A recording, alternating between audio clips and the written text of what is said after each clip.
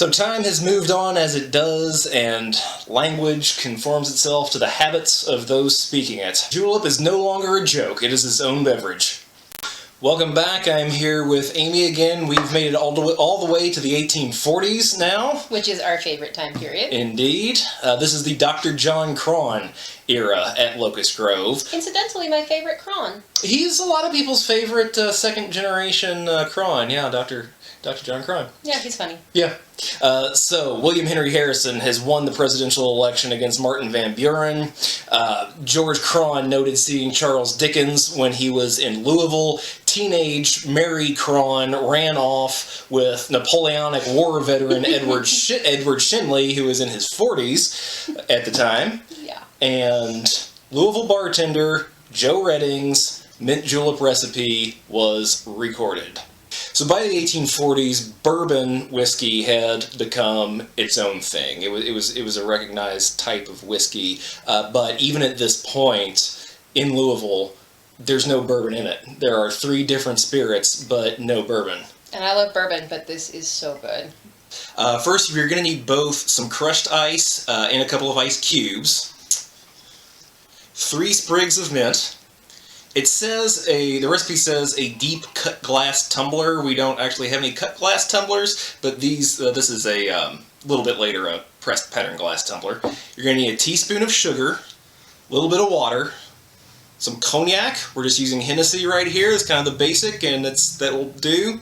It says fine old Jamaica rum, and you definitely can get some Jamaica rums. This rum is from Spirits of French Lick, made by their master distiller, Alan Bishop. They've given us a lot of help at Locust Grove, and this rum in particular, the flavor is just right for this julep. And then some port. It says a ripe old port in the recipe. Honestly, this is not very expensive right here. It's in the $15 range. And you'll need a lemon wedge. From there, let's launch into making this. Okay, so the first step in this julep is we are going to take 1 teaspoon of sugar, and you can adjust that to your tastes.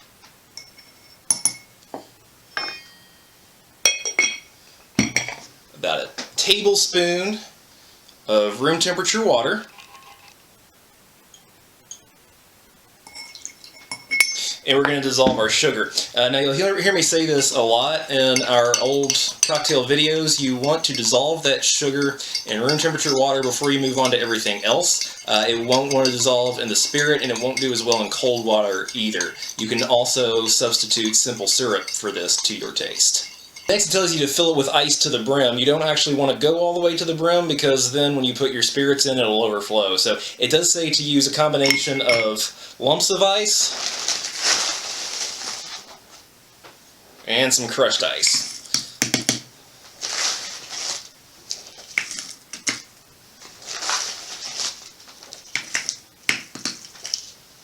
So, that's not quite to the brim. I left us a little bit of space. Okay, next you're supposed to lay on top 3 leaves of mint. There's really no reason you can't just take all the leaves off of a single stalk and lay those on top of the ice. Half a wine glass of each of our spirits here.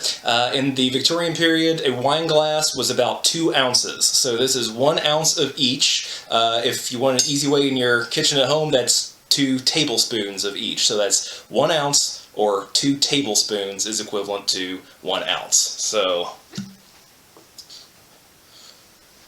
1 ounce of our cognac. Again, we're using Hennessy.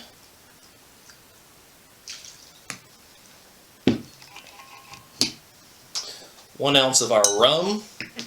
Again, it calls for Jamaica rum. This is Spirits of French Lick. It goes perfectly in this. If you don't have any of that, don't skip doing it. Just use whatever rum you got. You'll be alright.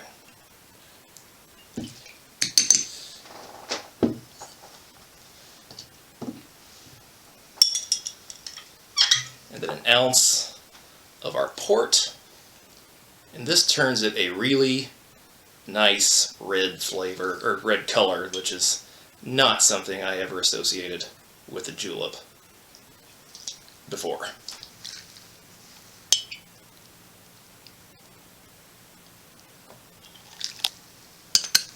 Okay, now the Victorian bartenders had a great method of passing this from one glass to another to mix it up, which takes a lot of practice. If you can do that, more power to you. But just as good.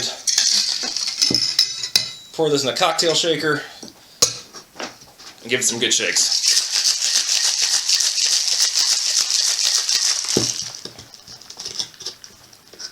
Pop it open.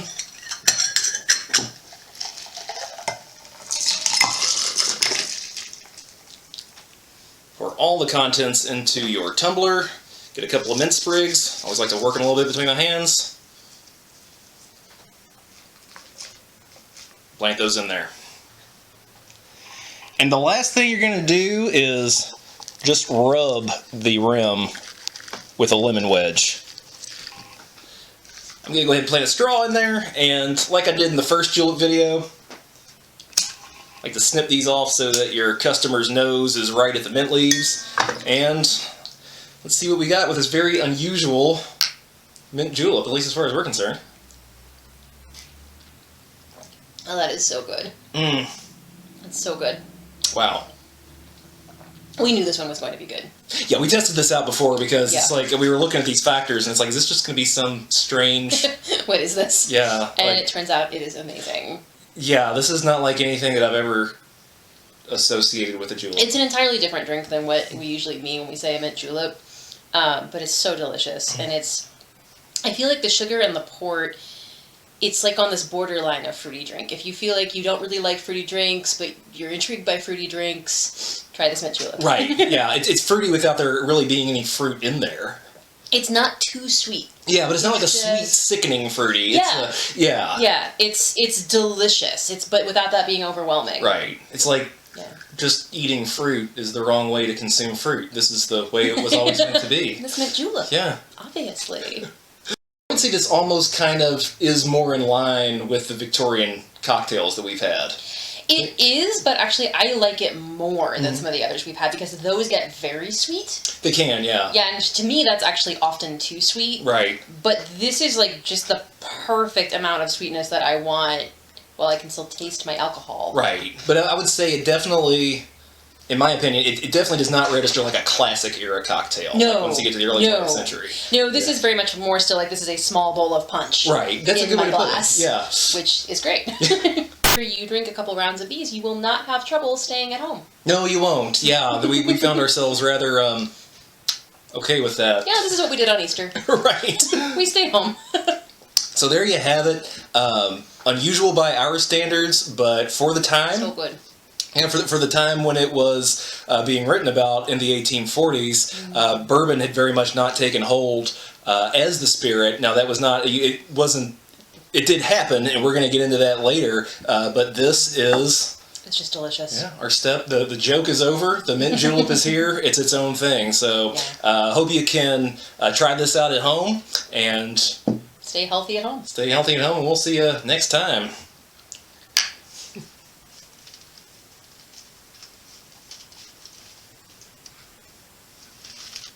Did you know that Charles Dickens came to Louisville in the 1840s? Well, he was in America, and he wrote American Notes. Is it in there? Oh, yeah. He wrote some great words about Louisville in American Notes.